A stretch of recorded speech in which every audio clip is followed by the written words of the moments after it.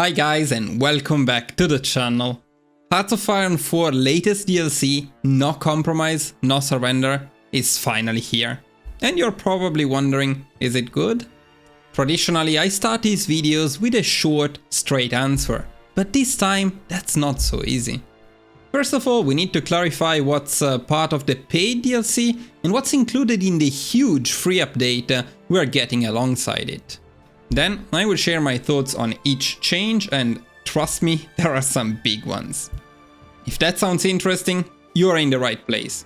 Also, I extensively talked about the new DLC in a live stream yesterday, so if you're interested, make sure to check it out. I will include it in the description.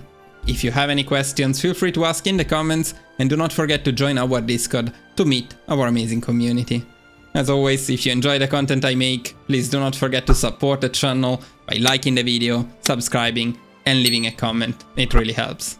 That said, let's start with the DLC only features. So first of all, by purchasing No Compromise, No Surrender, you gain access to a lot of new focus trees. This is the one for China. All of the Chinese factions got reworked, and some of them got unique focuses or unique focus trees. The Philippines got an entirely new focus tree, not the biggest, but it's an interesting one. And then of course Japan got a brand new focus tree. Both the historical focus tree was reworked, and we got completely new alternative history paths. And exactly like it happened for Germany in Götterdämmerung, the new historical tree is free for everyone. Now, my first impressions on these new trees are a little mixed, I will have to be honest, but I definitely need more time to experiment with them. Getting to the real potential of a focus tree takes a lot of time, a lot of test runs, and a lot of experimentation, which I couldn't put into the game yet. So, to give you a few examples, I mainly worked on historical Japan. And I must say that the fact that you now start as non-aligned, meaning you cannot justify any claims or go for any early expansion, threw me off a little bit. Eventually though, I found the perfect strategy to make it more powerful than ever. Mind that this is just April 1939. I will be sharing this with you very soon. I also briefly explored Communist China, which seems to be in a much tougher spot than before. As I was mentioning, I explored the Philippines a little bit. Their focus tree has a very interesting path that allows you to integrate and eventually core all of the Spanish-speaking part of the world, which is quite big, but it does come alive a bit late. As for the rest, I barely scratched the surface, so it's too early to judge. I must say I saw a bit of influence from Graveyard of Empires though, in that many of the new focus trees attempt not to be overpowered at the cost of feeling a bit underwhelming. But I'm actually very curious to hear what you guys will have to say about them. By purchasing the DLC, you also gain access to this new faction tab. In here you can tailor your own faction or influence factions you join by adjusting a large variety of rules about who can join the faction, the declaring war rules, the justification rules. There is really a lot of stuff in here, as well as setting short, medium and long-term goals, which will provide buffs to the entire faction when completed. You can also interact with other members in several ways, from technology sharing, special facilities sharing, military theaters and operations, and spy networks and agencies. My overall view on this new feature is pretty neutral, I must say. It's not game-changing, and I don't know how much I will personally interact with it, but at least it doesn't seem too annoying to deal with. Honestly, this is pretty much what I would expect from a DLC-only feature. I wouldn't want it to be game-breaking. It's something you can interact with if you want, it can be rewarding, or you can ignore it. With one very important exception, but we will mention it later. The DLC also includes a couple of naval-oriented special projects, but we will cover them in a separate video, maybe. Finally, if you own the DLC, you gain access to a new special forces type, Rangers. Now I believe they will be good and probably fun to use in certain regions, though overall not as strong as Mountaineers. That said, I find the idea of Rangers as a battalion rather than a support company to be questionable from a historical point of view. But then again, if they are fun to use, it will be fine. And well, that's about it for the DLC only features. So, is it worth it? I would say no if you're only interested in the new faction system, And probably yes if you're particularly interested in the region and in the new focus trees. Otherwise, you can safely skip on this one. What you cannot skip though, and here we get to the interesting part, are the massive changes coming with the free update. Let's go over them one by one. I promise it will be worth your time. So first of all, let's talk about coal. It was teased as a big new system quite a while ago, then quietly disappeared to finally make a comeback. So how is it? I was always skeptical about this feature, and I'm still not convinced by it. So my short and blunt answer is useless at best, annoying at worst. This is just my opinion, of course. I'm sure some of you will like its addition. Here is why I do not. Coal was introduced to the game with two main goals: to limit extreme industrial expansion, and to achieve this without being overly penalizing for miners. In my opinion, it partially fails at both. As a major, you will pretty much completely ignore it. You still want to go war economy as fast as possible, and the only difference is you will annoyingly have to pause the game even more often to adjust coal imports. And that's about it. Later in the game, you will almost always run into a coal deficit. It just seems that there is not enough coal in the entire world. Switching back to partial mobilization or even civilian economy will marginally make things better, but it will not solve the issue. And let's face it, even if it did, by this point most runs are over anyways.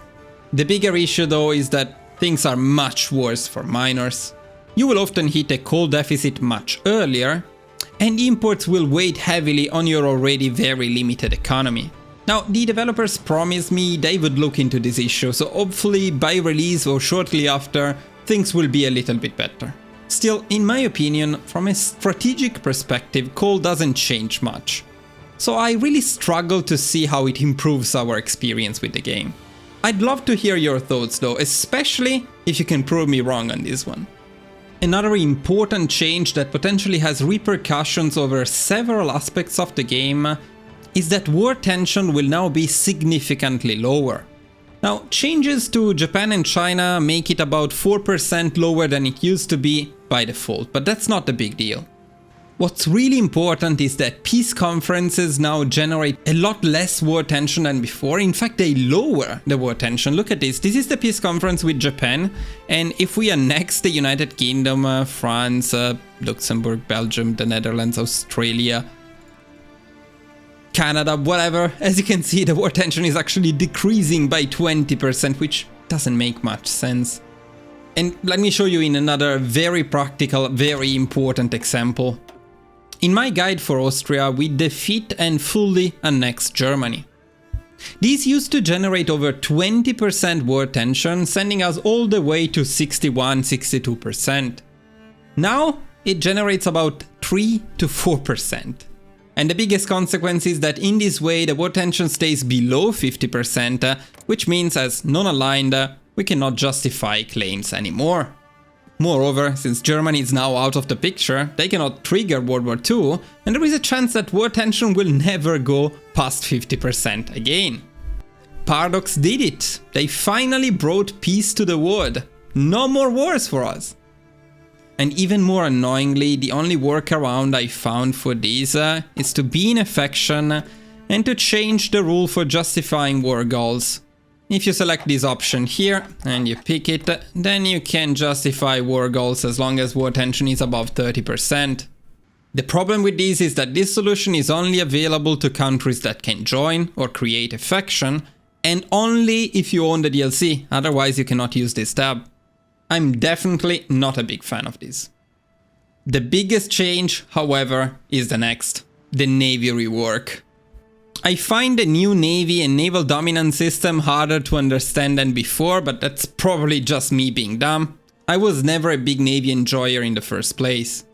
The big issue is that naval supremacy is now being replaced with this new naval dominance, and to gain naval dominance you need to have at least part of your fleet on patrol in the sea regions of interest. This might not sound like much, but the consequence is massive, as you can no longer gain dominance without engaging enemy fleets. Dominance is now gained over time, and if you don't engage them and don't fight them, it will be very hard to reach the required amount. In other words, it's now much harder to get Green Sea against a stronger navy. Why does this matter? Well, because in this way most miners will no longer be able to naval invade the UK. Now, to give you an idea, Italy can usually still do it easily with the default fleet. Germany can also manage, but they now require air superiority and a good number of naval bombers. Anything smaller or lacking air power will have a very hard time even just triggering the naval invasion. Now, I understand that this new system is more realistic and arguably more fair, since it didn't make much sense to gain supremacy without ever engaging the enemy fleet.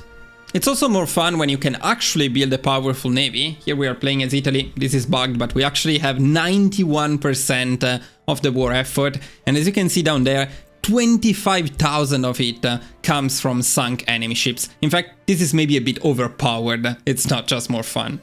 However, without alternative options to trigger naval invasions, the inability to use fleets from occupied countries or subjects, and the lack of a fleet coordination with your allies, miners are often left with one of two choices. Either paradrop cheese, or be stuck in an eternal war with the UK and the United States, with no separate or wide peace options. In my opinion, this is one of the most concerning changes the game has seen in a very long time.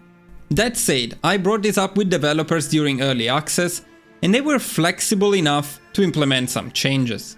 Some of them are already live at the time of this recording, more are expected to come hopefully by release. Overall, they should make it a little bit easier, even for miners, to get dominance and invade the UK, provided you can develop your fleet or steal other ones. Still, with this free patch, miners are overall going to have a harder time. I do, however, want to end on a more positive note.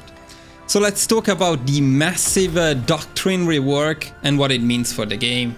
First of all, it reshapes the meta. Maybe not so much in terms of templates, but definitely in terms of Grand and Sub-Doctrines choices. Now, of course, I will be making plenty of dedicated videos on this topic very soon. But for now, I can say that this is exactly the type of rework I like to see in Hearts of Iron 4.